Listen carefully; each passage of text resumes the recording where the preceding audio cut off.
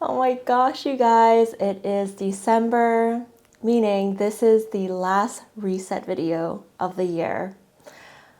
Let's get right into it.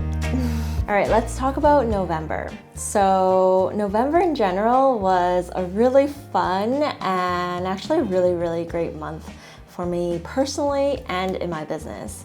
Early in the month, I read the book Die with Zero, which is a book that was recommended by my business coaches, Jason and Caroline, over at Wandering Aimfully. The premise of the book is basically your goal in life is to die with $0, meaning it's really going against the grain of the whole personal finance, I guess, golden path of, finding a corporate job, finding a safe job that pays you a certain amount of money that's like secure every month, and then putting money into your retirement funds and probably some sort of ETF.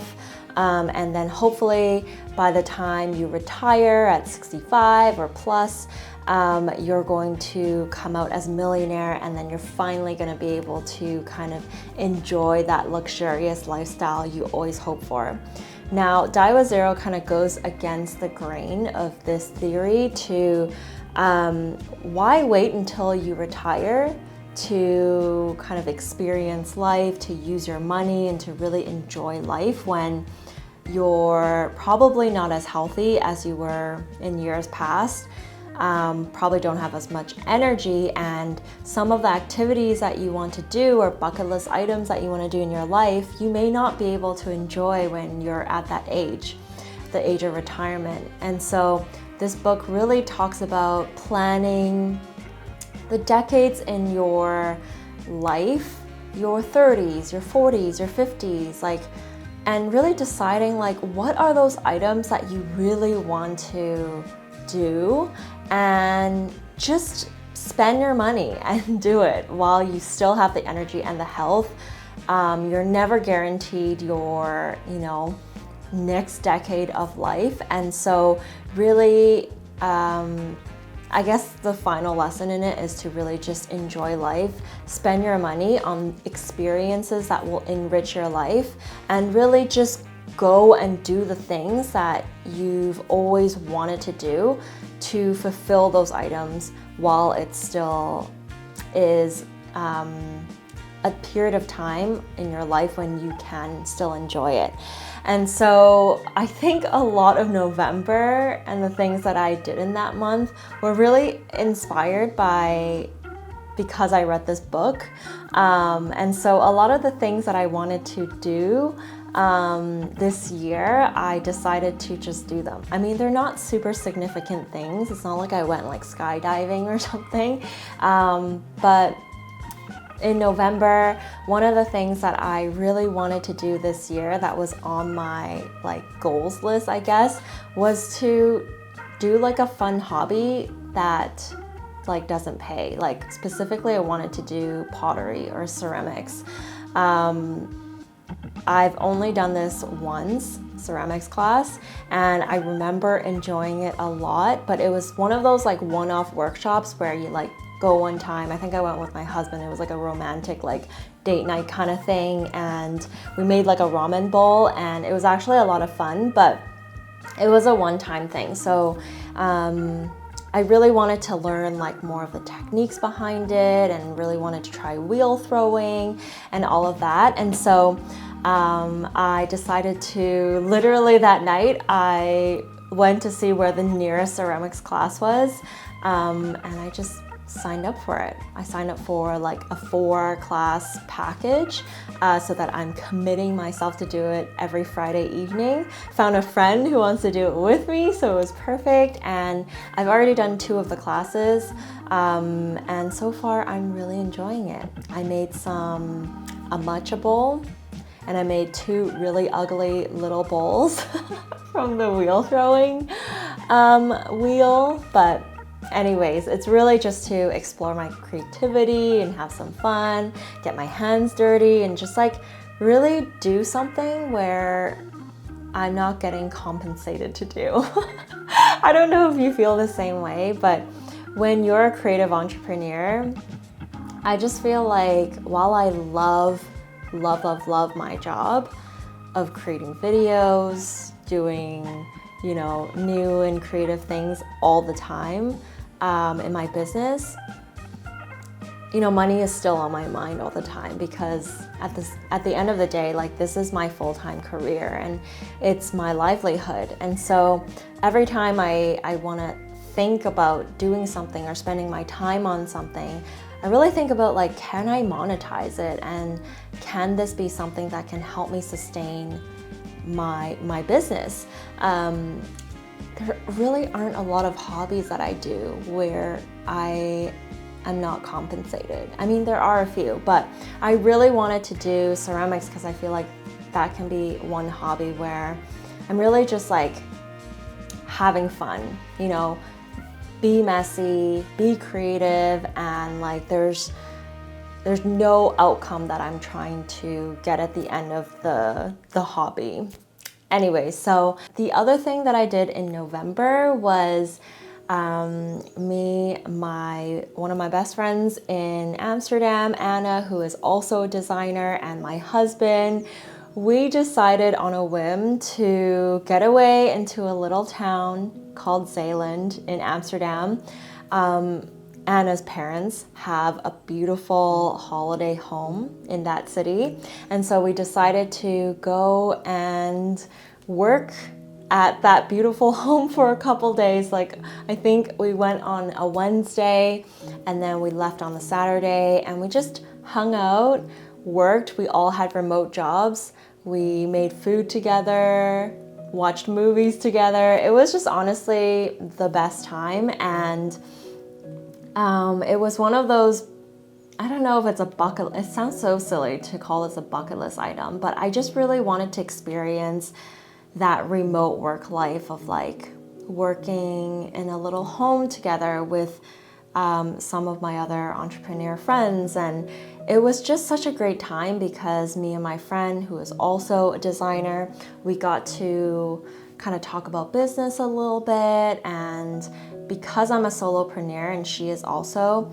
we don't have coworkers. And so it's really hard to find people who are willing to kind of talk business with us, understand the industry, understand the struggles, and be able to really strategize together. And so it was just a great time where we can like help each other, be coworkers in each other's businesses, and also just have fun, like enjoying each other's company, cooking with each other. It was honestly the best time. I think during that experience, I really, really felt how grateful I was to have this job as my career now. The fact that I can be just, I don't know, escaping away and go into a little town with my friends and just still continue to run my business smoothly, no problems. I don't know, I'm so appreciative that I'm able to do that in my life now. So yeah, that was a really, really good reminder. And what else happened November? I guess there was American Thanksgiving. So we are Canadians, me and my husband are Canadians. Canadian Thanksgiving is in October.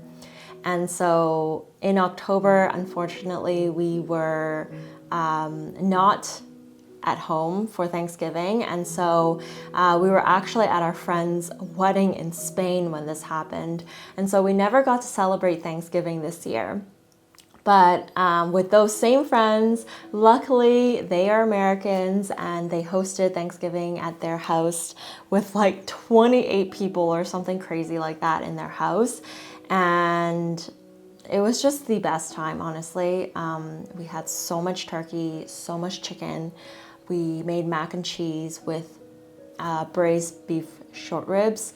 It was incredible, and there were like so many different kinds of potatoes, and honestly, it was just the best time. And I am just so thankful and grateful that we have met such wonderful friends since we've moved here to Amsterdam. Most of them are expats, but yeah, it was incredible that we were able to kind of build this community here while in our little short 4 years of being here so far. Business-wise, it's been going really well as well. I've been working on a client project for a lady who does tarot, astrology, and spiritual coaching programs. It's been so fun because one of the best projects that I always work on are the ones who not only do branding and website design with me, but also add on copy so that I can bring in my amazing copywriter, Paulina from Deeper Than Copy, who wrote my website copy. And I love those projects because we get to collaborate and it just makes the project even better. And so yeah, it's been a really fun process so far in November, and the project is going really well. I'm actually going to be designing the website for it next week in December. Well, it's already December, but next week of December, and that will be actually the last project that I'll be doing this year. What else? So in November it was my Black Friday sale and Cyber Monday sale. I'll be very honest, the Black Friday sale, or sales in general, has always been really tough for me in my business. Usually what happens during Black Friday and Cyber Monday is I put everything in my shop, most of my Canva and Notion templates, as well as this year my course was on sale. Now, I'll be very honest, the sale did not go well at all. Like, I only had like a handful of orders. Was hoping that the sale would have went a little bit better this year because I do have a bigger audience here on YouTube as well as in my email list. But as usual, it actually didn't actually perform very well. I'm not super disappointed about it per se because I still get regular sales in my shop just with the regular pricing. I just don't think that my audience is necessarily motivated by a price discount, or I'm not sure. I think that's my theory, is that the prices that I have right now are generally not that expensive in general. So I don't think a further price discount is necessarily the trigger for people to buy more in my business. So that's kind of my thinking or takeaway from this year's sale results. But I honestly don't really know. So I'm gonna dig a little bit deeper and really think about how I can improve my sale next year, or maybe I don't run a sale at all. Maybe sales are just not a thing that works in my shop. I'm not really sure, but I'm just being very candid and honest here. If you've seen my sale, and yeah, it just didn't really go that well. Let's just be candid about it. And so we'll see next year if I redo this video and if I redo the sale. If the results are any better, I'll definitely report on it. But so far this year, Black Friday sale was not that great. But that's okay, because everything's an experiment in my business, and it was a great learning lesson, and I know what I did this year didn't necessarily work, so there's definitely lots of room for improvement for next year. We'll see. So that's Black Friday sale, and that's kind of what happened in November. Moving on to December, well, on the personal side, honestly, I'm just gonna be taking a break. I am here to report that this video will be the last video I'll be uploading in this year, 2023. And yeah, I'm just gonna be taking a little bit of a break. That website project that I talked about earlier will be my last project of the year. So if you are interested in working with me next year, my books are open for Q1 from January until March right now. And I am still gonna be open for discovery calls in the month of December. In fact, if you book with me in December right now for any branding and website project, you will still secure my 2023 pricing. Prices are gonna go up for my services like literally on January 1st. So any discovery calls that happen on after January 1st will be with my 2024 pricing. So if you want to start planning for Q1 of next year and you're ready to book a call with me to see if we're a good fit, if we have a discovery call in December and you sign in December, you'll be able to lock in a reduced pricing for now. So definitely reach out if you've been meaning to work with me. And if you haven't seen my services yet, I'm gonna put the links of my services in the description below so you can take a look at that as well. I am still gonna be offering full experience branding and website design.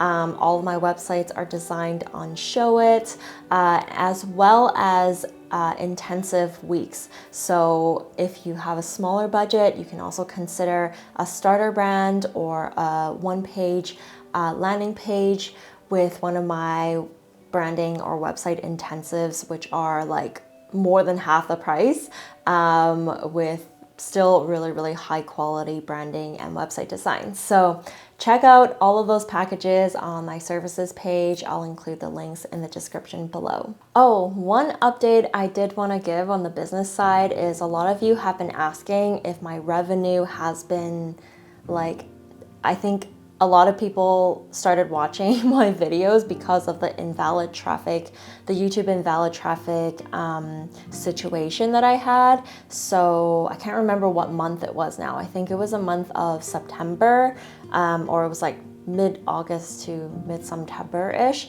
I got hit with invalid traffic bug. If you want to watch the video of how that all happened and my analysis on how I found the solution to fix that problem, I'll also link those videos down below. An update, my revenue is still back. In fact, this month my revenue has gone up a little bit more than my average.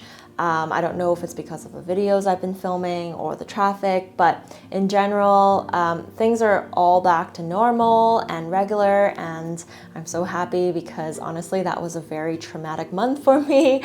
I was really worried that I would have to scrap this whole YouTube thing, but honestly, I do also want to give one update. My thinking about what happened with the invalid traffic thing has changed a lot. I did reach out to my business coach during that time because I was just feeling so down from the whole situation.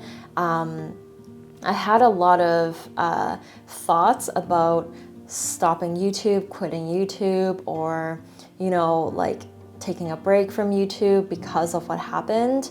In case you don't know, during the month of the invalid traffic situation, I got paid like $0 from YouTube. Suddenly all my revenue was just gone and plummeted, and with no explanation and no solution in sight. So it could just last forever. And during that time, I was really, really upset and really had thoughts of stopping or quitting.